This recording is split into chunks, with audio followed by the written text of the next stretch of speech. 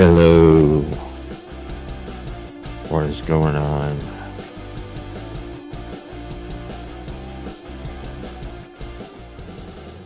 Another episode of the Retired Trucker Podcast. We'll talk about builder transport on this episode, and that's the first company I started my trucking career with. Yeah, flatbed. Ugh, what a way to start trucking flatbed. It was hot, it was hard, it was dirty, tarping, strapping, and then still have to learn to drive a truck. I was a rookie. Yes, I was.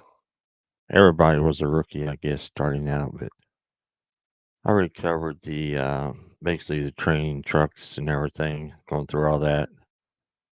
Trained in a big Freightliner Classic. Then when I got out on my own, first truck they gave me was one of those old Freightliner cab overs.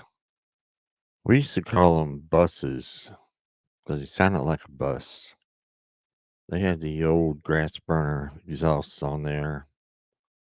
And if you don't know what I'm talking about, I know JB Hunt and Schneider, they used to use the same type truck. So I think the big three back then was JB Hunt, Schneider, and Builders Transport. They were a large company.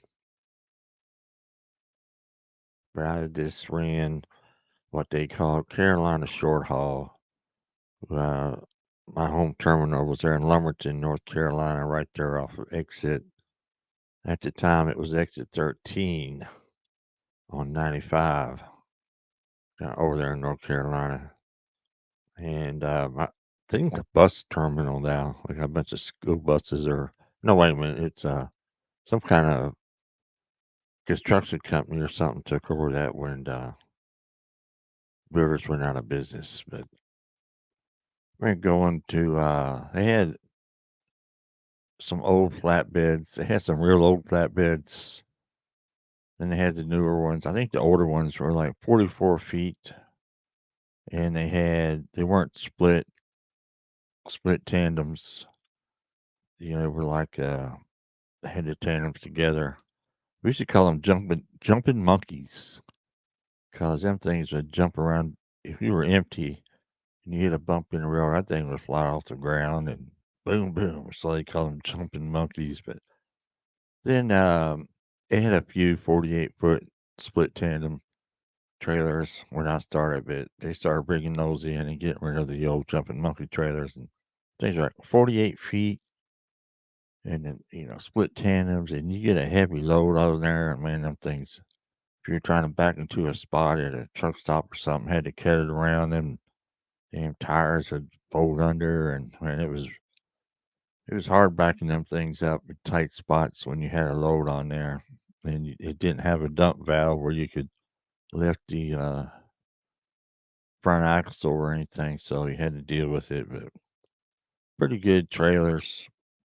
They all had the straps connected to the trailers. You left the straps on the trailers because you was dropping hooking sometimes, and still carried spare straps with you. But they had the ratchet, ratchet tightened your straps and everything. And Carolina short haul, we never had to carry chains and binders because we didn't haul any kind of steel or anything at that time.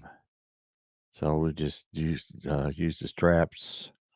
We used to haul a lot of plywood, particle board, all over paper mills and everything out of North and South Carolina.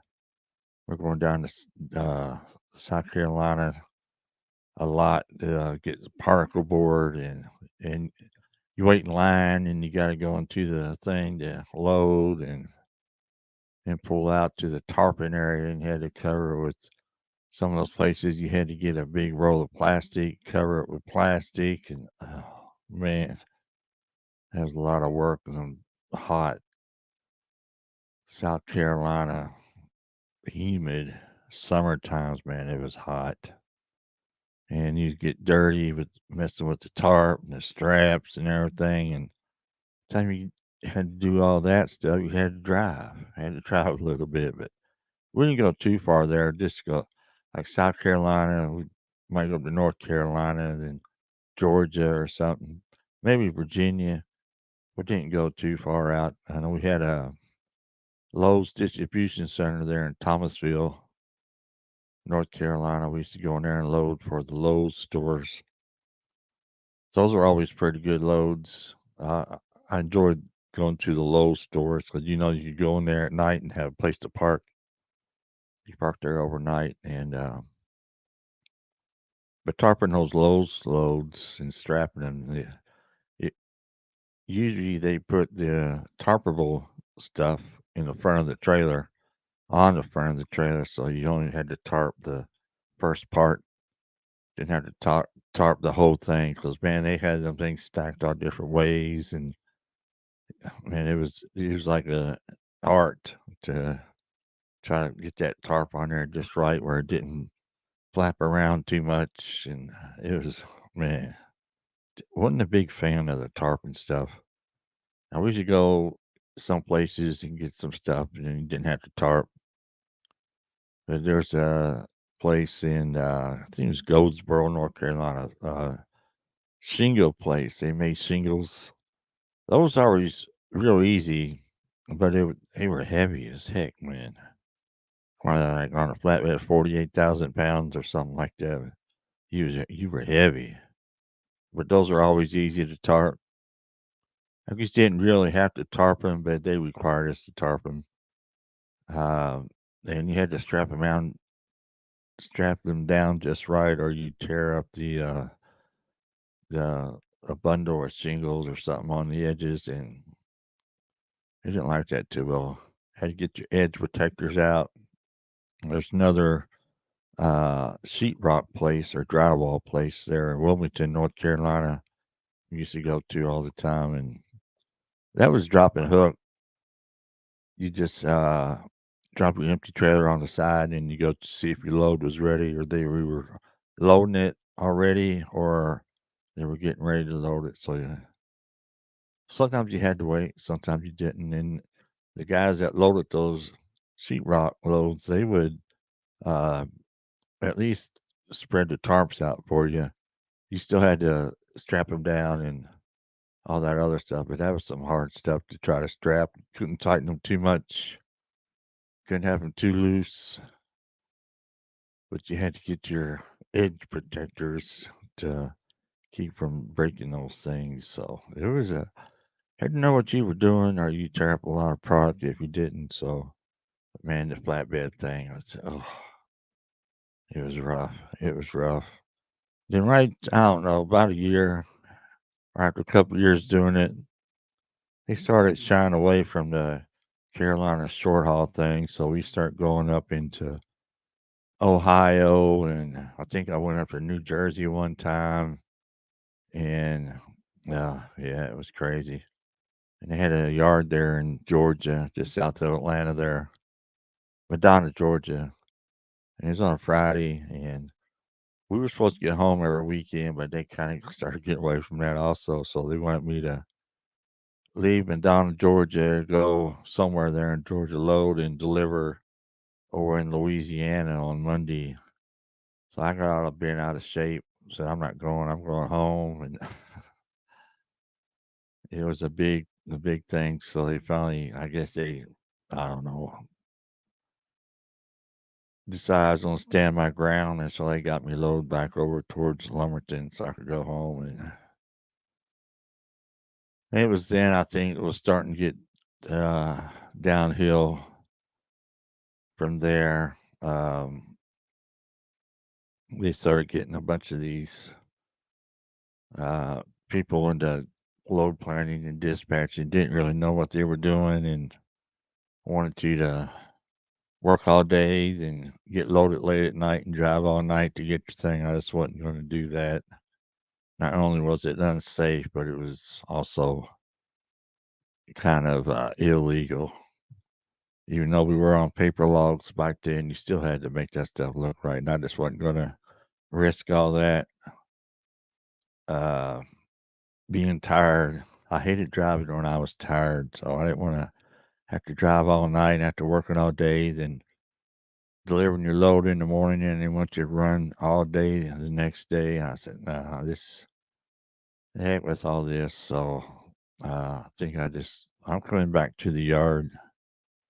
I'm down in Darlington, South Carolina, and that's when they want me to do something I didn't want to do. Uh, it would have been impossible for me to make this load, and they insisted I could. And nope. So I just drove back to the yard in Lumberton empty that night, slept in the truck, and then got up the next morning and turned my keys in to the terminal manager down there. Then I went home and started my next adventure. Yeah. So that was about with builders transport. Let me go over the trucks. I had the cab over when I started. Then they started getting these internationals in. They had a hood. He said, "Hey man, you got a hood." So I probably got a hood truck international. Drove a few of those. Then right before, I think about 2 years something, they gave me a big old Freightliner Classic. Yeah, that thing was nice. Same truck I trained in. Super 10 speed transmission. Man, it was nice. Big old nice truck, big roomy truck. It's kind of hard to get in some of those places we used to go to with the flatbed, but I still did it. And that's why I quit Brewers Transport. That's the truck I had when I parked it there back in Lumberton. So that's my little story about Builders Transport. I guess we're going to start getting into some of the other companies I went with after this and how I went about to do that. So let me know down in the comment section if y'all are enjoying these podcasts, Retired Trucker Podcast. I'm enjoying doing them. I hope y'all are enjoying listening to them. So we're going to get up here and I appreciate everybody listening. Everybody have a good day. Stay safe.